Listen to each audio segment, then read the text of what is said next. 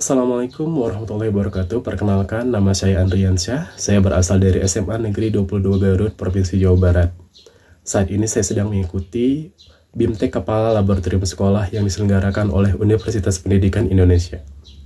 Saya memperoleh informasi terkait BIMTEK ini melalui grup WhatsApp. Saya memilih untuk mengikuti BIMTEK Kepala Laboratorium di UPI dikarenakan UPI merupakan salah satu perguruan tinggi yang ditunjuk resmi oleh pemerintah untuk menyelenggarakan pelatihan atau BIMTEK Kepala Laboratorium Sekolah. Selain itu juga, UPI memiliki fasilitas laboratorium sekolah yang sangat lengkap dan memiliki akreditasi A. Selain itu, dosen-dosen pengampu di sini sangat mumpuni dan sangat berpengalaman. Saya sangat merekomendasikan kepada Bapak Ibu guru yang ingin mengikuti pelatihan Kepala Laboratorium, silahkan bergabung di BIMTEK Kepala Laboratorium Sekolah di UPI. Di sini kita diajarkan sangat banyak materi terkait dengan laboratorium. Selain itu juga, ada juga materi-materi yang terkait kurikulum dan terkait media pembelajaran, dan masih banyak lagi. Terima kasih. Wassalamualaikum warahmatullahi wabarakatuh.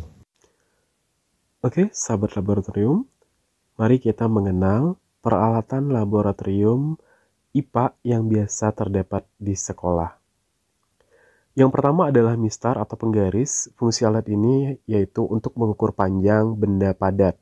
Jenisnya ada 3. Yang pertama penggaris kayu, penggaris besi, dan penggaris plastik. Yang kedua ada jangka sorong. Fungsi alat ini untuk mengukur panjang dan biasa digunakan untuk mengukur diameter suatu benda. Jangka sorong terbagi menjadi 2, jangka sorong biasa dan jangka sorong digital. Ketiga adalah mikrometer skrup. Fungsi alat ini untuk mengukur benda-benda yang tipis seperti tebal kertas, tebal lempang aluminium, diameter rambut, dan lain sebagainya.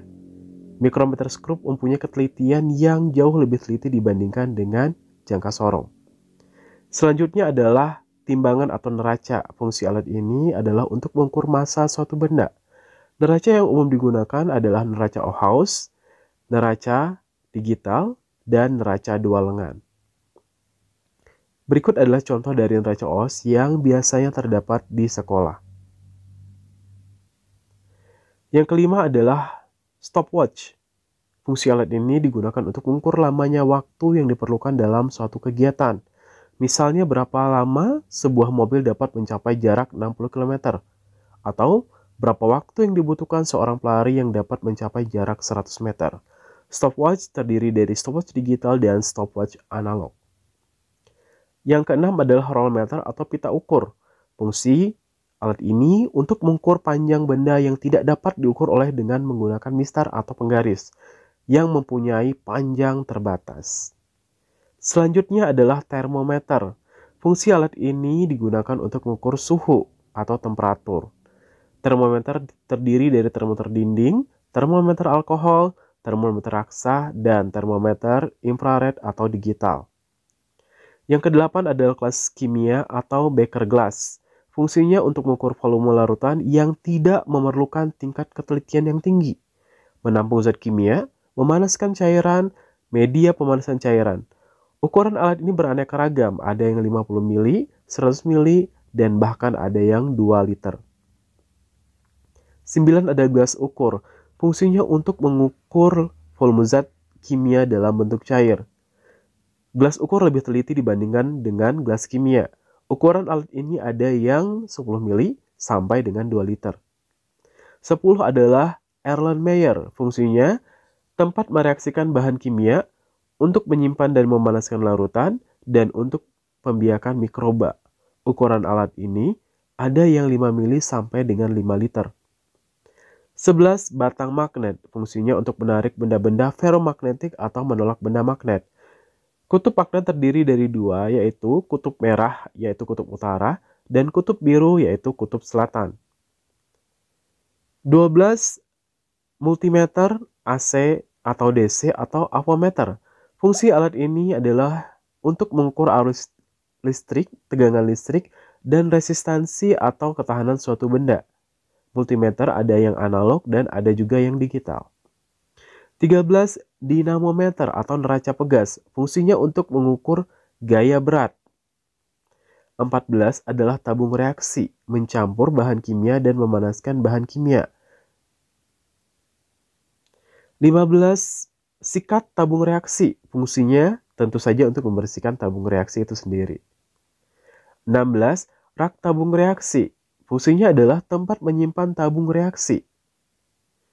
17. Sumbat karet, penutup wadah supaya tidak mudah tumpah. Biasa digunakan untuk menutup tabung reaksi atau tabung Erlenmeyer. 18. Pipet, untuk memindahkan cairan dalam jumlah kecil. 19. Kaca pembesar atau loupe, fungsinya untuk memperbesar penampakan suatu objek. 21. Kasa yang bagian tengahnya dilapisi oleh asbes, fungsinya untuk memanaskan gelas ukur atau Erlenmeyer. Gelas ukur diletakkan di bagian tengahnya. 22. Kertas lakmus. Kertas ini terdiri dari dua warna, lakmus merah untuk mengukur menentukan larutan basa, lakmus biru untuk mengukur atau menentukan larutan asam. 23. Pinset, fungsinya untuk mengambil atau mengangkat benda-benda kecil. 24. Corong kaca, fungsinya membantu memindahkan cairan dari wadah ke wadah lainnya atau proses penyaringan. 25. Batang pengaduk, fungsinya untuk mengaduk larutan. 26. Lumpang dan alu porselen, fungsinya untuk menggerus dan menghaluskan. 27. Botol pencuci atau botol semprot, fungsi untuk memasukkan air ke area khusus dalam alat-alat kaca. 28. Spatula, fungsi alat ini adalah untuk mengambil bahan kimia padat dari wadahnya ketika kita menimbang benda atau bahan tersebut. 29. Mikroskop, fungsinya untuk mengukur atau melihat makhluk hidup yang sangat kecil. 29 atau 30. Pembakar spiritus, fungsinya untuk melakukan percobaan dengan api atau memanaskan. 31. Kaki 3 atau tripod, fungsinya untuk meletakkan kasa. Dan di bawahnya diletakkan lampu pembakar spiritus dan di atas kasa tersebut diletakkan gelas kimia atau Erlenmeyer. 32. Cawan Petri atau Petri dish, fungsinya untuk pembiakan sel atau pembiakan bakteri. Demikianlah 32 peralatan laboratorium yang biasa terdapat di laboratorium IPA. Terima kasih atas perhatiannya. Wassalamualaikum warahmatullahi wabarakatuh.